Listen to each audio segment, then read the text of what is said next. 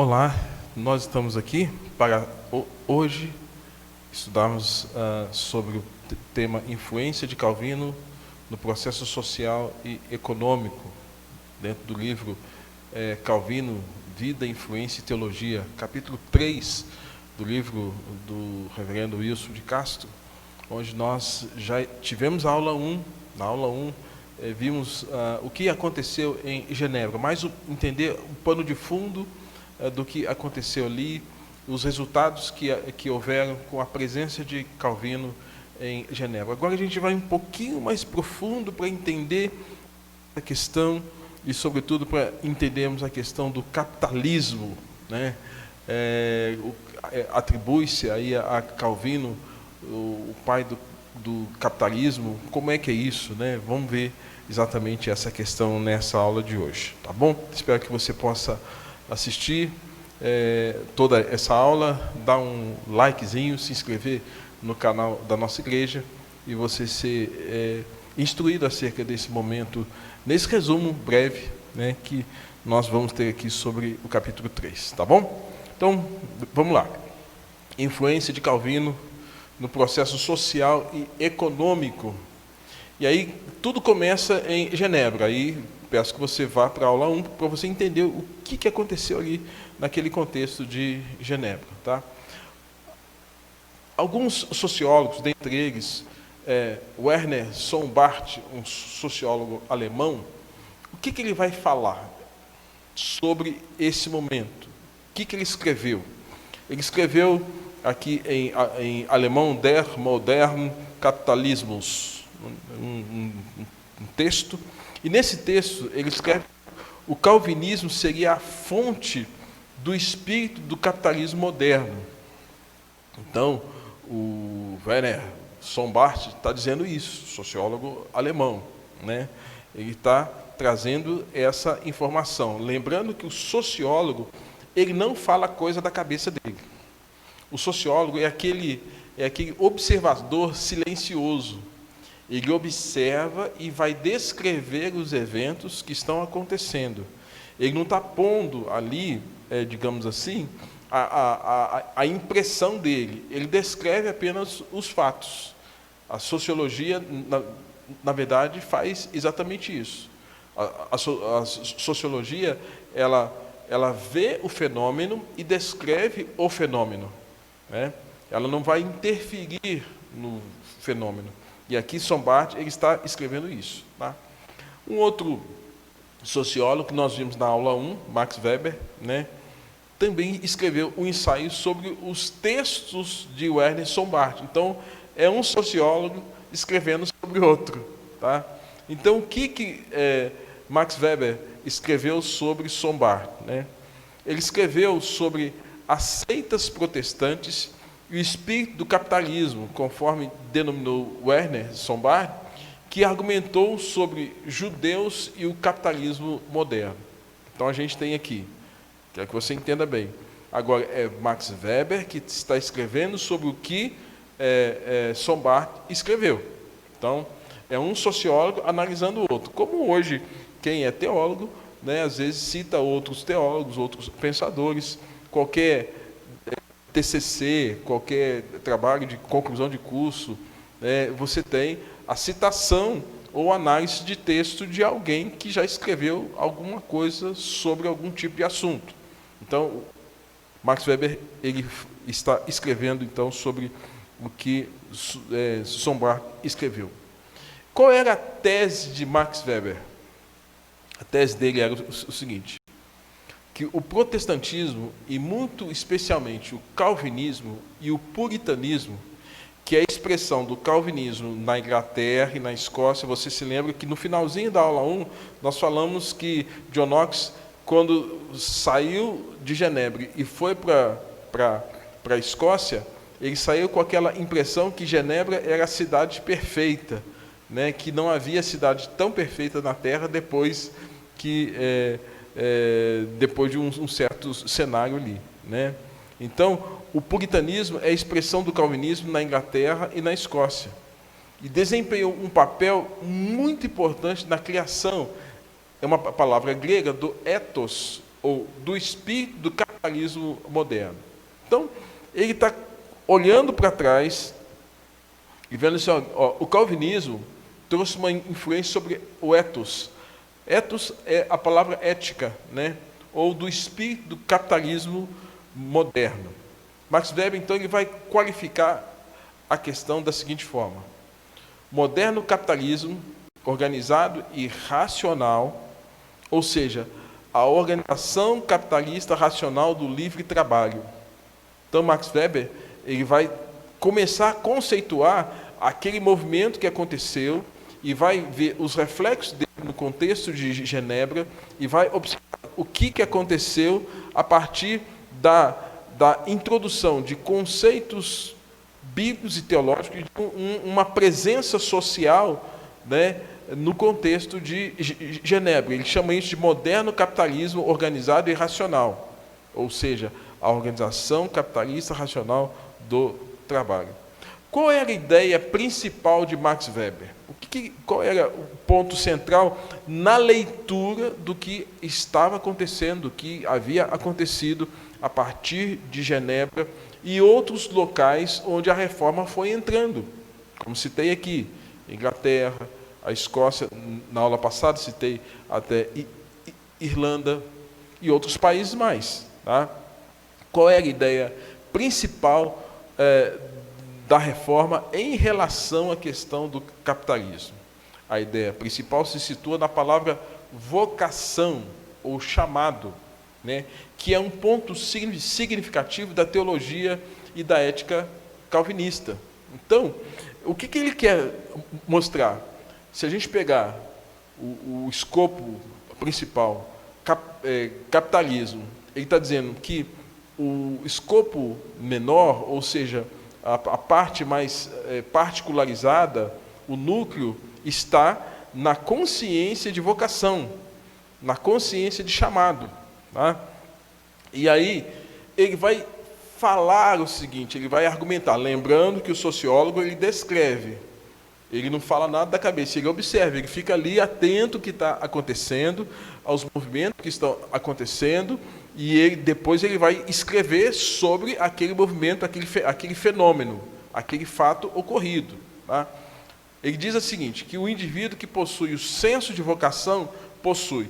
Então, ele está dizendo assim, olha, quando a gente olha para o aspecto geral, a gente tem que parar um pouquinho para olhar o que acontece no particular, no individual, né? Vamos deixar de olhar um pouquinho no coletivo, vamos olhar a coisa mais particularizada.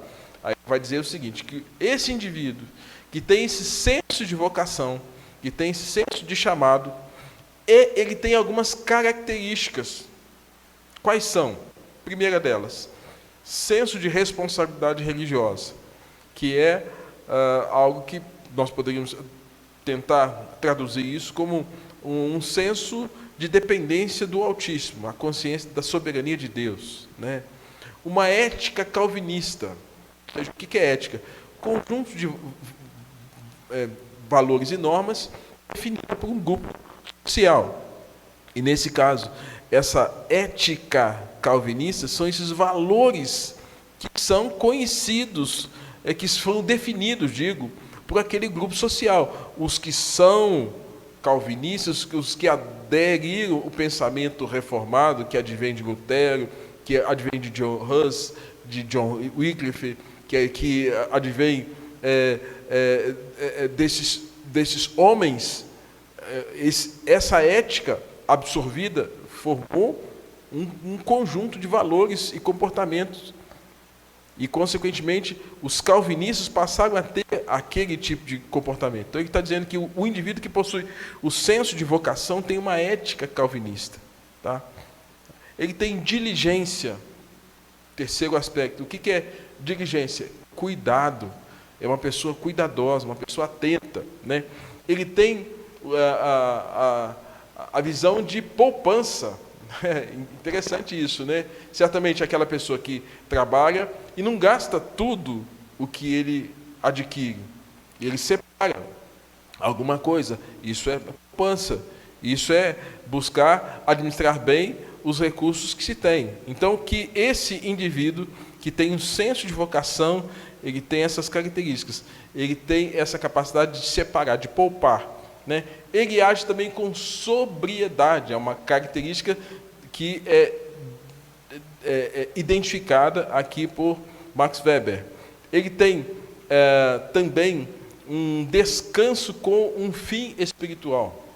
Ele sabe que não é só trabalhar, mas ele sabe disso por conta do decálogo, ele sabe disso por conta dos 10 mandamentos, santificar o dia de sábado, né? Aí nós entendemos que a partir da ressurreição de Jesus, que a igreja passou a se reunir no primeiro dia da semana, domingo, né? Ele separa esse tempo para Deus, ele separa esse tempo para o descanso, né? E isso com um fim espiritual, né? Então, esse indivíduo que tem essas características, ele é alguém que de alguma forma, absorveu esse senso, que ele chama de esse senso de responsabilidade religiosa, ética, diligência, poupança, sobriedade, descanso. Ele tem agora um senso de capitalismo com intensa piedade. Ou seja, trabalho, provisão do que é necessário, poupança, piedade. Outra, devolver a Deus aquilo que pertence a Deus, né? E um senso de piedade, porque ele sabe que se ele tem saúde, se ele tem inteligência, se ele tem o trabalho, tudo isso vem das mãos de Deus. Lembra lá, na aula 1, nós falamos que uma das coisas que era identificada sobre os protestantes, né, os calvinistas, que eles tinham um senso do Estado, que Deus era soberano sobre o Estado, sobre a igreja e sobre o indivíduo. A gente viu isso na aula passada, né? Então ele tem agora esse senso de capitalismo com intensa piedade. Então ele sabe que precisa do trabalho, ele sabe que precisa da provisão para o sustento da casa, ele vai entregar aquilo que pertence a Deus e vai poupar, ele vai administrar com sabedoria esse recurso que ele tem em mãos. E um outro aspecto, que ele tem uma pontualidade, uma retidão, e tem um senso do papel que ele desempenha dentro do aspecto da relação de trabalho. Se ele é um funcionário, ele vai cumprir os seus horários, ele vai ser honesto, ele não vai usurpar, ele não vai tirar proveito da posição que ele tem. Se ele é também um patrão, de igual forma, ele não vai majorar nenhum tipo de situação complicada para o seu funcionário, vai tratar com dignidade, como o trabalhador vai trabalhar com honestidade. Exatamente isso tudo vai compondo todo esse perfil desse indivíduo que tem um senso de vocação e que agora é um protestante. E que, de alguma forma, na leitura de Soubart, bem como de Max Weber, ele vai ter uma característica diferente daquela pessoa que não tem esses princípios. Tá? E aí, uma comparação de Genebra ou da Suíça com alguns países que não cultivaram a ética calvinista, é que países que não nutriram a ética calvinista, por falta desses aspectos e por falta de escrúpulo, né, o que aconteceu? Eles fracassaram tremendamente. E esse fracasso lhes trouxe vários problemas nesse aspecto. Então, o que dizer de países onde o calvinismo não teve influência? Então, aqui a gente está se referindo Suíça, Genebra, aí a gente vê quanto o calvinismo entrou na Alemanha, entrou na Escócia, entrou na Inglaterra, entrou na Irlanda, entrou nos Estados Unidos, países que foram aderindo os princípios protestantes, né? Na França foram chamados de huguenotes, na Inglaterra foram chamados de puritanos, né? E aí, o que dizer de países onde o calvinismo não teve influência. Então, em uma análise desse período de 1920 a 1930, que é um período pós-guerra, porque a gente teve a Primeira Guerra, 14 a 18. Então, fala-se o seguinte: a falta de consciência da dignidade do trabalho em países como Itália, comparada com a Alemanha, tem sido e ainda é, naquele contexto, não é hoje, tá, gente? Até certo ponto, um dos principais obstáculos ao seu desenvolvimento capitalista. O que os sociólogos estavam dizendo? Que em 1920, 1930, né, esses países que não aderiram ao protestantismo, ao calvinismo, à influência desse senso de vocação, né, que na verdade está atrelado à espiritualidade, né, ao ouvir o evangelho, né, que esses países eles estavam fracassando na sua economia. Gente, isso aqui é muito sério. Então, não ter adentrado a um caminho do protestantismo fez com que esses países enfrentassem grandes obstáculos. E aí a gente tem que entender que por trás disso nós temos a mão de Deus, né? Esses países estão dando as costas para o Senhor, né? Qual é o lado sombrio do capitalismo? Qual o lado sombrio? Max Weber, ele vai dizer o seguinte: ele reconhece que o interesse em adquirir dinheiro é tão velho quanto a humanidade. Todo mundo precisa dele. Aí Tiago vai dizer que o dinheiro é a raiz de todos os males, né? Mas o impulso do capitalismo não provam aqueles que o buscam com um impulso não controlado. O que ele quer dizer, se eu entendi bem aqui? Ele quer dizer que se não tiver um entendimento do cristianismo de maneira clara, saudável, que não tiver o entendimento da soberania de Deus, o que vai acontecer? Não haverá um controle, porque a Bíblia chama o dinheiro de mamon, fala que o dinheiro é a raiz de todos os males, fala que nós não podemos servir nem a Deus, nem a mamon, do contrário, estaremos amando um e aborrecendo o outro, e Jesus trata o dinheiro como se fosse uma divindade, e ele é consagrado a Deus. A consagração por meio dos dízimos e das ofertas é o caminho pelo qual nós temos para ter o dinheiro de maneira controlada. Caso contrário, nós podemos nos tornar escravos do dinheiro. Aí eu coloco uma observação aqui, grifo meu, tá? Isso não está no livro. A China hoje, ela busca o capitalismo sem o quê? Já vimos, sem o espírito calvinista. Então, ou seja, a China hoje está dizendo o seguinte, que eles estão querendo, eles que tinham um regime comunista, né, hoje eles estão fazendo algo, digamos assim, meio camaleão, né, porque eles estão buscando atrelar o comunismo deles com o capitalismo. E eles têm ido longe, mas é um capitalismo que, na verdade, está sem esse senso de vocação. E sem esse senso de vocação, ele fica sem controle. Aí, a pergunta é, será que no século 20, 21, que já estamos, nós criamos um monstro chamado China? Fica essa pergunta para nós, né? Porque aquilo que, na verdade, deveria ser bom se torna algo perverso, ruim, mal, né? Então, fica essa pergunta para a gente aí. Aí vem o seguinte, o senso de vocação. O que é esse senso de vocação? O trabalho executado com senso de vocação é bênção. Sem ele, é paixão mundana. Então, a leitura de Max Weber e a leitura de Sombart sobre o que o protestantismo gerou, o que a mudança de vida espiritual daquelas pessoas que aderiram ao protestantismo, que aderiram os ensinos de Calvino, os ensinos de Lutero, daqueles reformadores.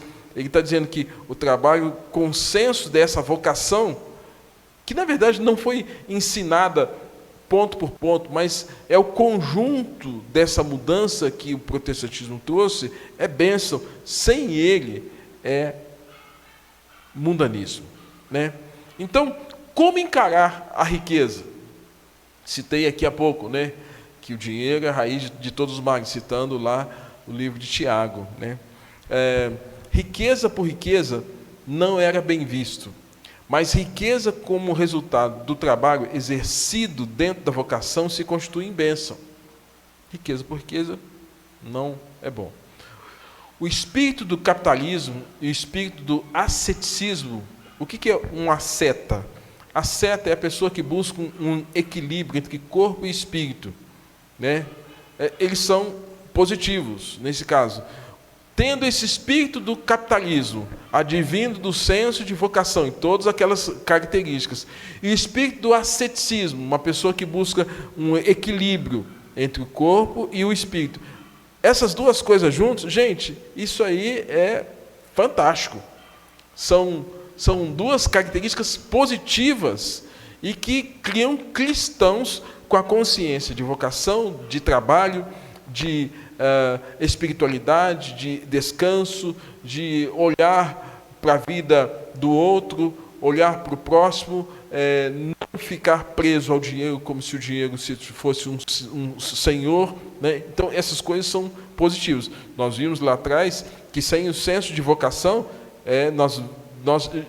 nós temos um capitalismo selvagem, perverso, mundano, diabólico, né? Então, eles entendiam que o puritanismo era o asceticismo trazido na cela para o dia a dia. Isso significava que o exercício da vocação, desprovida da sua ética religiosa, tornava-se uma paixão puramente mundana. Olha só, isso significava que o exercício da vocação, desprovido da sua ética religiosa, tornava-se uma paixão puramente mundana. Qualquer profissão que você faz só para ganhar dinheiro e não para ter uma ajuda social, não para contribuir com a sociedade, não com aquele senso de uma intervenção na vida do outro de maneira positiva, isso é mundano. É a crítica que eles vão fazer aqui. Max Weber resume o surgimento do capitalismo moderno de que forma? De que forma? Então, diz o seguinte: o espírito do capitalismo é fruto do espírito calvinista. Olha só, ele está dando, ele está como que falando do filho e atribuindo como se fosse a paternidade desse filho a Calvino. Ele está falando que o filho é o capitalismo e que o pai é Calvino. Na verdade, Calvino nunca tentou falar eu sou o pai do capitalismo. Mas o conjunto da obra, do que aconteceu naquele contexto do protestantismo, fez com Max Weber, como um sociólogo, olhasse o cenário e disse: nossa, isso que está acontecendo é resultado da intervenção do movimento protestante. Quem é que começou? Martinho Lutero. Quem foi o sistematizador? João Calvino. É nesse sentido. O espírito do capitalismo é fruto do espírito calvinista, como a sua ideia de vocação divina para o exercício de uma profissão secular, o mais alto fim, a glória de Deus. Ou seja, se o cara tem o senso de vocação, né, e faz isso para a glória de Deus, isso vai ser bênção para ele, vai ser bênção para quem está perto. Então, associado a isso, era preciso ter quais características? Virtude de moderação, falamos um pouco disso alguns slides atrás. Simplicidade, não ficar com usura, com gastança, com exibicionismo financeiro, né, ou de bens, de posses, né, simplicidade, vida simples, né, poupança, que nós já vimos isso também, e serenidade no trabalho. Ser sereno é ser focado, ser respeitoso, é fazer o que foi chamado para fazer, é se dar da melhor maneira possível para que o trabalho seja feito bem feito, né? E mordomia fiel do tempo e do dinheiro. Mordomia, dízimos e ofertas, não gastar o dinheiro naquilo que não é pão, né? Saber como é que usa esse recurso, saber como é que usa esse dinheiro, né? Então, disso resulta o acúmulo de bens e, consequentemente, O capitalismo moderno, com a sua racionalização do trabalho, a sua organização industrial e a formação de uma economia onde a ética calvinista foi implantada. Então, o resultado, virtude da moderação, simplicidade, poupança, serenidade no trabalho, mordomia fiel, isso tudo está em quê? Nessa compreensão do que é chamado depois de calvinismo, tá? Ou capitalismo, perdoe. Qual a crítica que Max Weber vai fazer sobre o capitalismo? Qual a crítica que ele faz, né? Ele fala o seguinte: primeiro, ele reconhece que o capitalismo ele havia perdido a sua filosofia inicial. Lembra o seguinte, que não foi algo intencional. Nós estamos fazendo isso para que haja uma prosperidade econômica. Não foi nada intencional. Foi uma consequência natural de crescimento cultural, crescimento econômico, organização social, algo natural. Mas o tempo foi passando e isso foi se perdendo.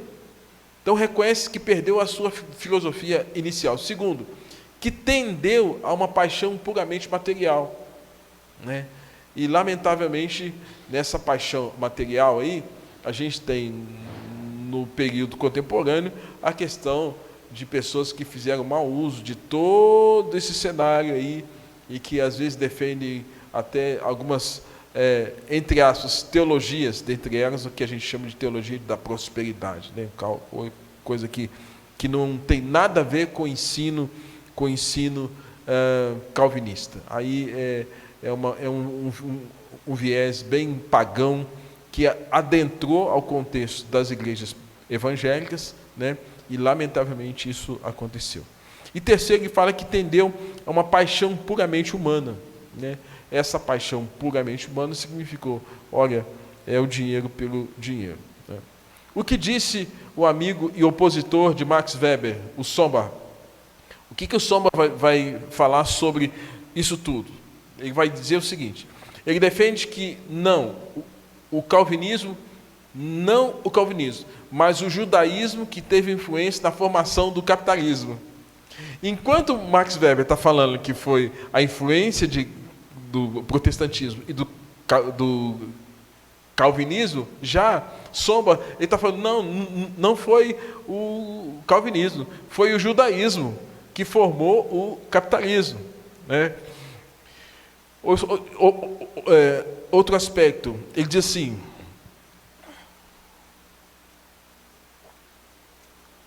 ele diz assim, que o puritanismo que gerou o espírito do capitalismo é proveniente do judaísmo. Está dizendo, a base não é o puritanismo e nem o calvinismo. Aí o Sombart está dizendo, a base disso são os judeus. O que os judeus faziam, que pensamento que os judeus tinham sobre dinheiro, sobre recurso, e você há de convir comigo que geralmente os judeus são pessoas prósperas onde quer que eles estejam fincadas.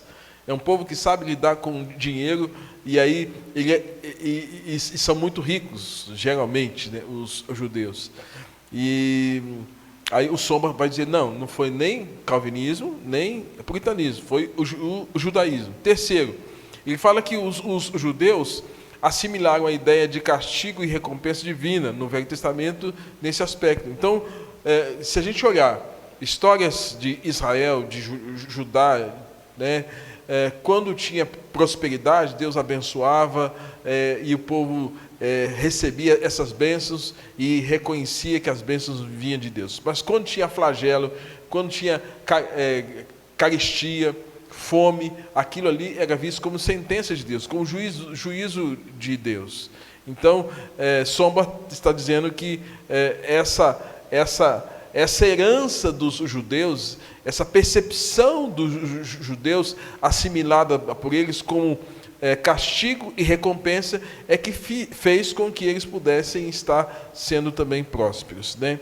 Então, onde quer que os judeus fossem, levavam essa ideia, quer seja na Europa ou nas Américas. Você há de convir comigo Até se alguém aqui puder, assista um documentário da Netflix falando sobre os campos de concentração que foram construídos pelos alemães, né?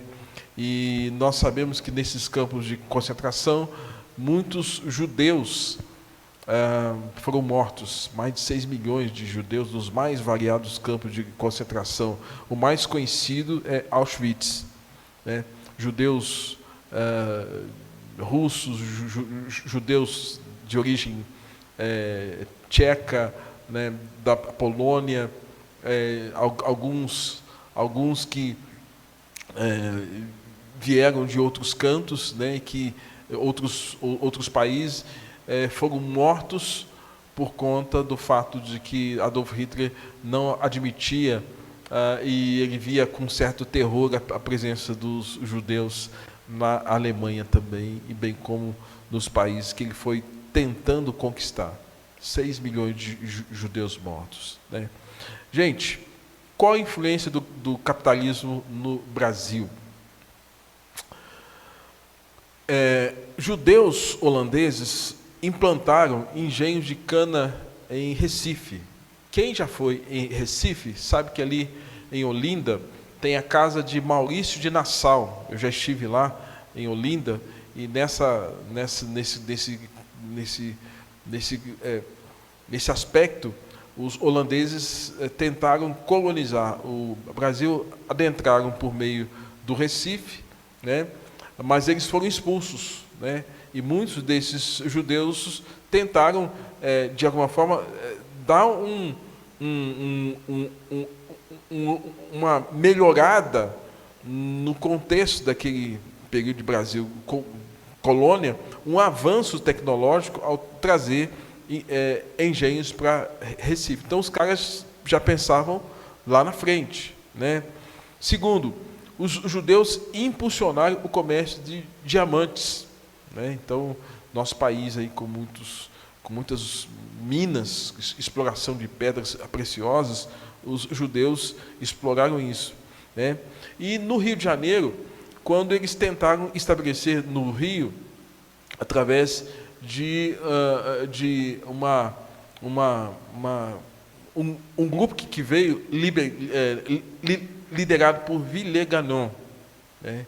Mas que também foram expulsos, franceses que vieram para cá, franceses protestantes que vieram na expectativa também de colonizar o país, né? Embora os portugueses já estavam aqui, mas foram expulsos da nossa terra. Então, a oportunidade do nosso país ter tido uma influência protestante maior foram com esses dois grupos, com os holandeses e com os franceses, né? Porém, holandeses foram expulsos em 1555 e os holandeses também, né? E, consequentemente, a gente ficou aqui com a dominação católica romana, que imprimiu não só a sua teologia, mas a sua visão política, econômica, social, e a gente sabe que, historicamente, a Igreja Romana tratava, sobretudo, os padres jesuítas que vieram para cá, que trataram o índio e o negro de uma forma bem distinta, né? Desalmados, né? Sem alma e sem dignidade humana, né? Então, os países de origem que tiveram influência protestante tiveram uma postura bem diferente acerca desse aspecto, né?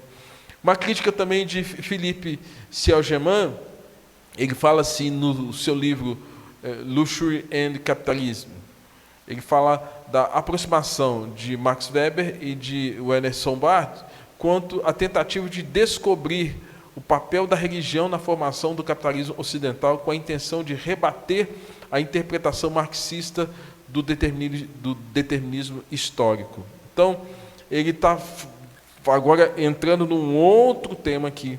Ele está dizendo que o capitalismo, quer seja na visão de Sombart, quer seja na visão de Max Weber, foi para confrontar, naquele contexto, o crescimento do pensamento de Karl Marx acerca do determinismo histórico, né? Então fica aí essa reflexão. A meu ver, a coisa aconteceu de forma tão natural, e que muito depois, então, é que vem essa influência do pensamento de Karl Marx, contrapondo aquilo que, na verdade, era liberdade, direito de propriedade, né? Aí vendo a questão que os protestantes, eles tinham um Deus, eles tinham um livro, a Bíblia tem um livro, eles têm uma ética, e Karl Marx, enquanto no protestantismo você tem os protestantes, sobretudo os calvinistas, falando que Deus é soberano, você tem Karl Marx falando que o homem é soberano, que o homem pode, que o homem é senhor. E, ao mesmo tempo, enquanto o protestantismo está abarcando todas as raças, né, raça é uma só, né, humana, mas está abrigando todos os tipos de pessoas, né, nas suas etnias, já o marxismo ele vai fazer uma distinção de luta de classe, colocar um contra o outro, né? Então, nessa crítica que nós temos aqui deixa eu ver aqui o nome dele, do Philippe Segelman, né, que ele fala luxúria e capitalismo. A crítica dele é que tanto Max Weber quanto Sombart querem contrapor ao pensamento marxista. Eu acho o contrário. O marxismo, depois, no seu crescimento, né, ele foi contrapondo aquilo que já estava começando a tomar uma força muito grande e influenciando nações, povos e trazendo crescimento econômico, e isso gerou um certo descontentamento de algumas classes, algumas pessoas, né?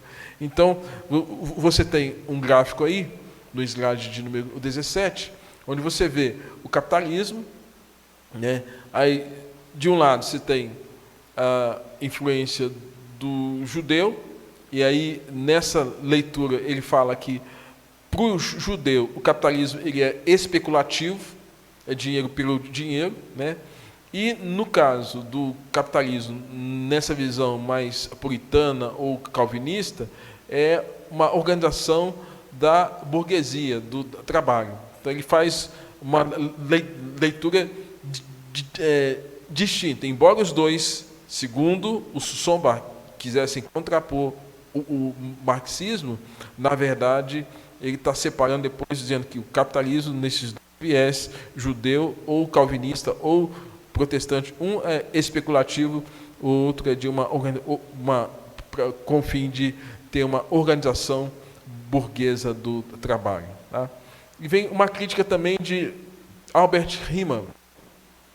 Ele fala assim, ele encara os problemas políticos e econômicos, observando que o que houve foi uma distorção do calvinismo, de modo que muitos que se dizem calvinistas e puritanos se renderam ao culto a Mamon. E aí surgiu os mamonitas. Concordo plenamente com ele, né? Concordo com ele no fato dele estar dizendo que houve uma distorção. Como hoje você tem aí os que defendem, como Kenneth Reagan, defende a teologia da prosperidade, né?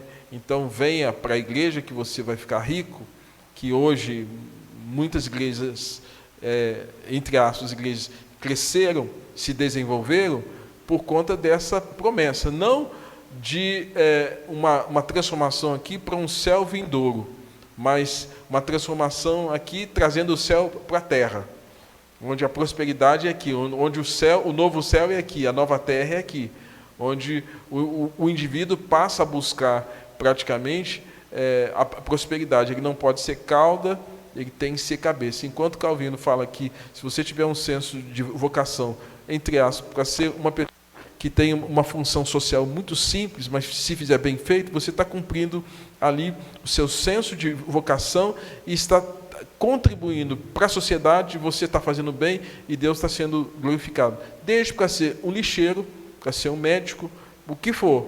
Enquanto, numa visão distorcida disso, na verdade, é que, a despeito de qualquer função que você tem que ser cabeça, nunca pode ser cauda. Então, você tem que sempre mandar e nunca servir. E aí é uma distorção completa daquilo que, se a gente pode dizer que Kenneth Hagin tentou fazer um Ctrl-C, Ctrl-V do calvinismo, mas não conseguiu. Não conseguiu. Tá?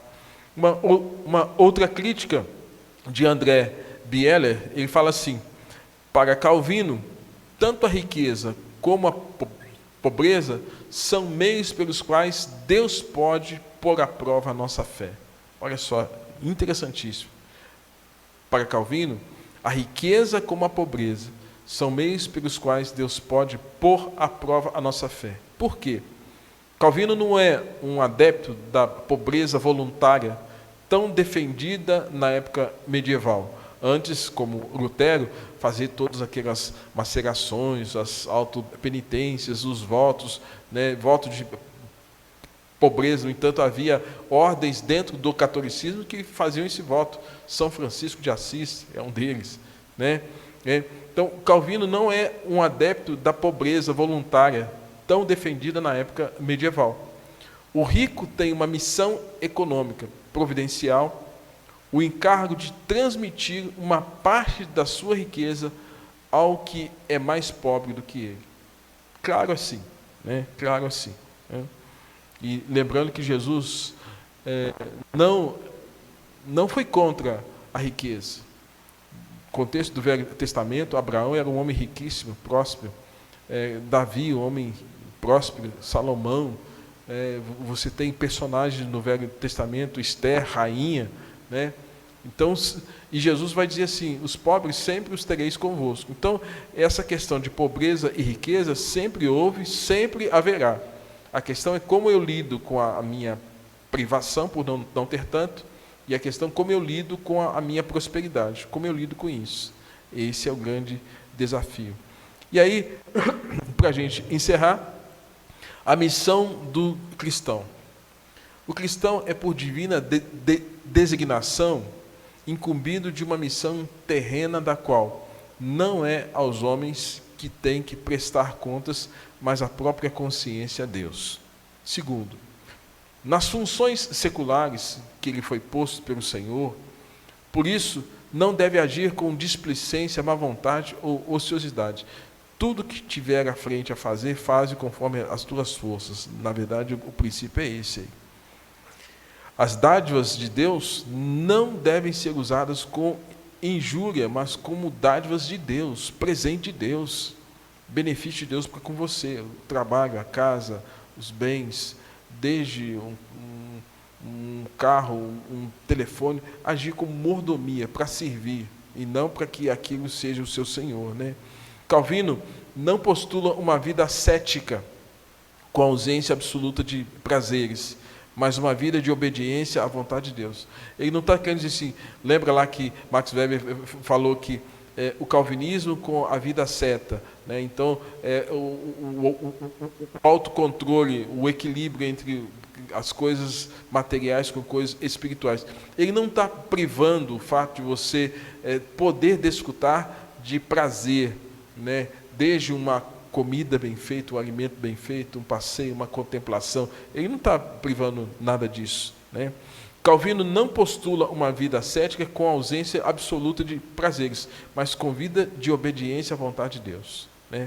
E dentro dessa ética calvinista, o que se requer é moderação, honestidade, vigilância, contra as ambições, paciência, perseverança e consciência de que somos servos.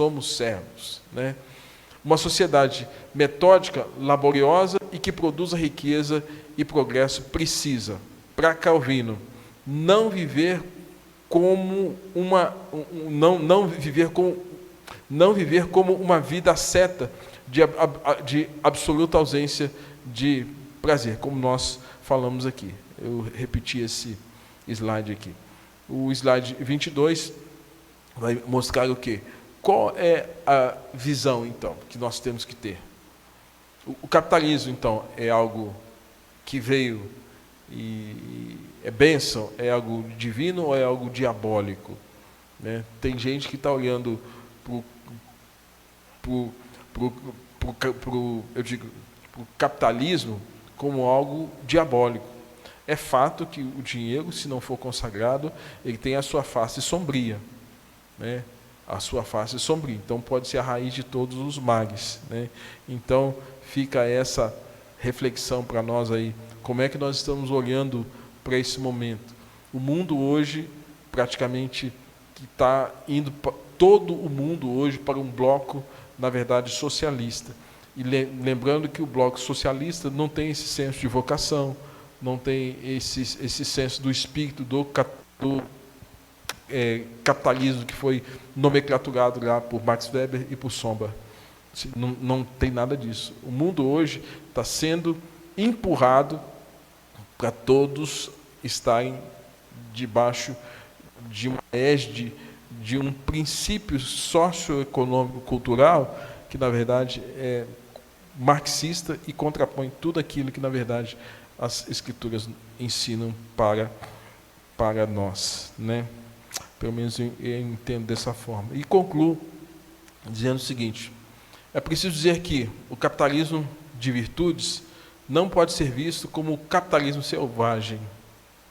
O capitalismo trouxe prosperidade, trouxe crescimento, trouxe avanço tecnológico, avanço científico, trouxe economias tremendas no mundo todo aí, os países que têm essa visão, essa liberdade, essa livre perspectiva de comércio. O primeiro postula sobre a consciência de vocação divina, que é o capitalismo de virtudes, no desempenho das funções seculares que gera a produção e transforma a sociedade. O segundo, capitalismo selvagem, ele é predatório, ele é destruidor, não é bem-vindo, nunca foi, né?